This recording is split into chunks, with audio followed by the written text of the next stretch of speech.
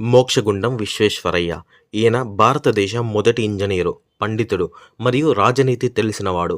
మైసూరు సంస్థానానికి 1912 నుండి 18 వరకు దివానుగా అంటే ప్రజల న్యాయం కోసం తీసుకోవలసిన నిర్ణయాలను అత్యంత తెలివిగా నిర్ణయం తీసుకొని మైసూరు రాజుకి వివరించేవారు. అతను ప్రజలకు చేసిన సేవలకు గాను బ్రిటిష్ ప్రభుత్వం తరపున 5వ కింగ్ అయిన George order of Indian empire బిరుదునిచ్చి సత్కరించారు. మన దేశంలో ఈయన పుట్టినరోజును అంటే సెప్టెంబర్ 15ను ఇంజనీర్స్ డేగా జరుపుకుంటారు. మైసూరులో గల ఆనకట్ట కృష్ణరాజ సాగర్కు మోక్షగుండం విశ్వేశ్వరయ్యనే చీఫ్ ఇంజనీర్గా పనిచేశారు. అలాగే హైదరాబాద్ మూసీ నది వరదల నుండి రక్షించడానికి పథకాలను రూపొందించాడు. అలాగే విశాఖపట్నం రేవును సముద్రపు కోత నుండి రక్షించే వ్యవస్థను కూడా రూపొందించడంలో కూడా ఈయన పాత్ర ఉంది. 1917లో బెంగళూరులో ప్రభుత్వ ఇంజనీరు కాలేజీ స్థాపించడంలో ముఖ్య పాత్ర వహించాడు.